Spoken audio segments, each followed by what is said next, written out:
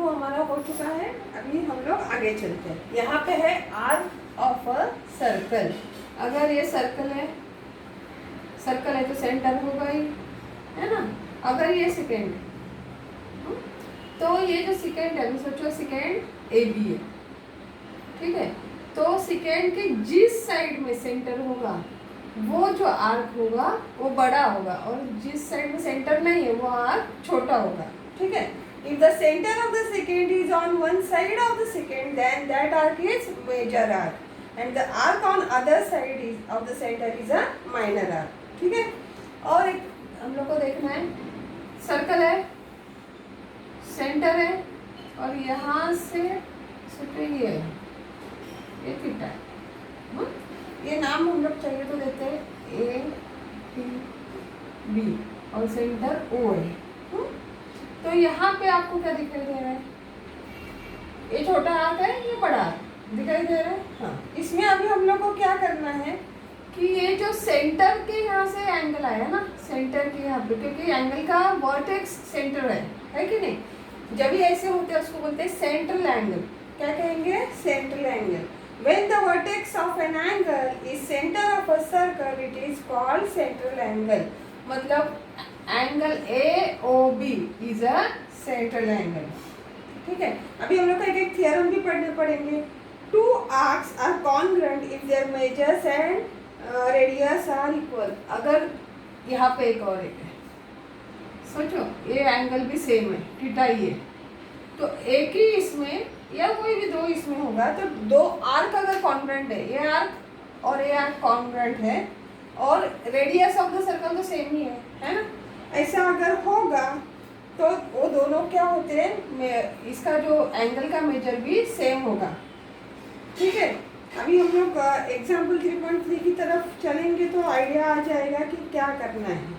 अभी इसके पहले दो थियरम हम लोग को पढ़ने पड़ेंगे। पहला है the chords corresponding the congruent arcs of a circle are congruent.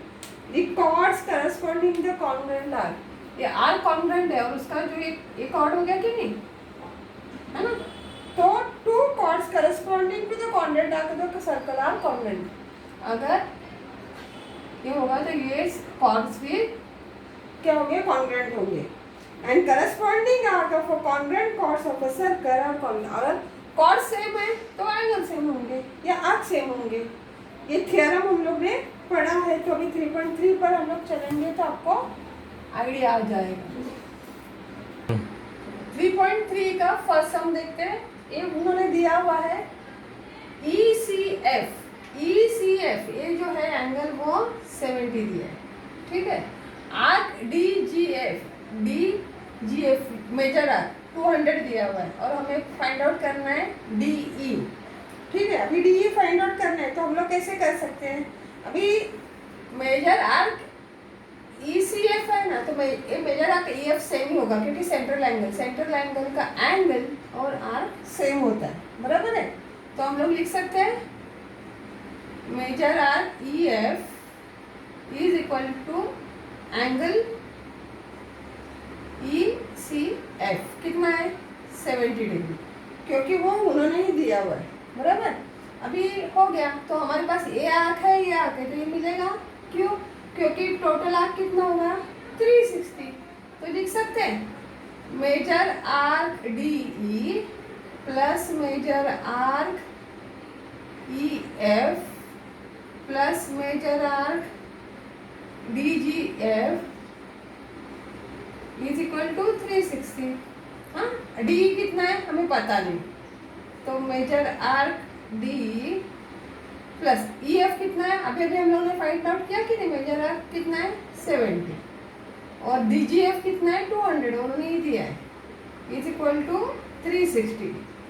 तो मेजर आर्क D कितना हुआ? 360 माइनस ये कितना हुआ? 270।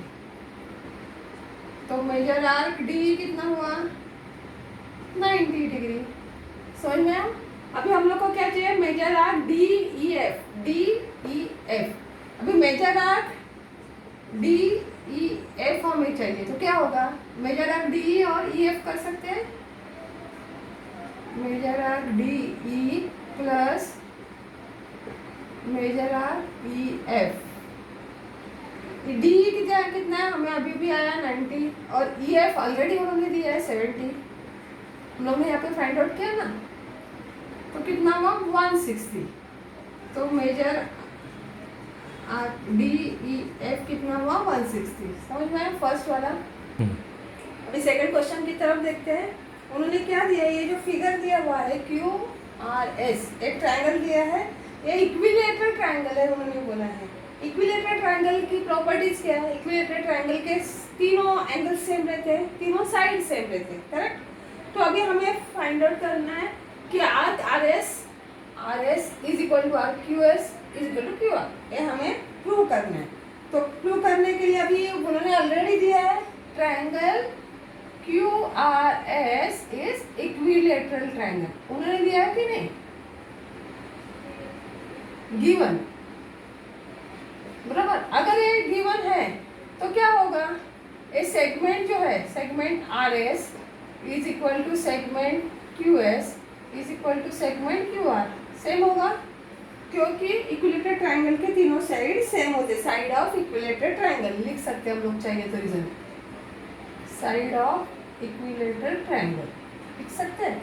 अगर साइड इक्वल है तो हमें पता है arc of the same circle are equal if the related chords are congruent, बराबर। ये कॉर्ड्स भी हो गए ना, साइड से वही कॉर्ड्स हो गए। अगर ये कॉर्ड्स इक्वल है तो क्या होगा, आर्क भी सेम होंगे, करेक्ट है। समझ में अभी अभी हम लोगों ने थ्योरम पढ़ा था, ये कॉर्ड्स है आर एस क्यू एस, ये कॉर्ड्स दिखाई दे रहे हैं, अगर कॉर्ड्स इक्वल है तो आर्क भी इक्वल ही होंगे। देयरफॉर हम लोग बोल सकते हैं, पहले इधर रीजन लिख देते चाहिए तो, arc of the same circle are equal if, कभी if the related chords are equal, if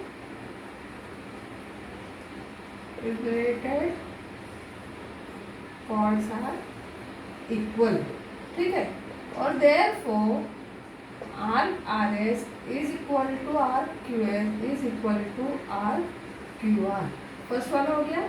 अब इसका सेकंड पार्ट उन्होंने बताया है कि हमें फाइंड आउट करना है मेजर RQRS, हमें चाहिए major R Q R S कितना है, या नहीं सॉरी 240 है, ये प्रूव करना है, 240 है ये प्रूव करना है।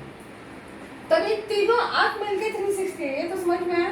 तो हम लोग लिख सकते हैं major arc R S plus major arc Q S plus major arc Q R is equal to 360, तीनों पूरा सर्कल है ना तो 360 हो गया। अब सपोज ये तीनों x है समझे, क्योंकि ये तीनों सेम है ना, तो अगर x है तो क्या होगा x plus is equal to 360, क्या आया 3x इज इक्वल टू 360, तो x कितना आएगा 120 आया, बराबर। अभी हमें क्या फाइंड आउट करने का है, major R Q R S. अभी क्यू आर एस क्या होगा, एक तो major R Q R plus major R R S, तो क्यू आर एस हो जाएगा। अभी क्यू आर कितना है 120 हम लोग को मिला कि नहीं, तो ये 120 प्लस ये 120, तो major R Q R S कितना हुआ 240 हुआ, ये भी प्रूव हो गया।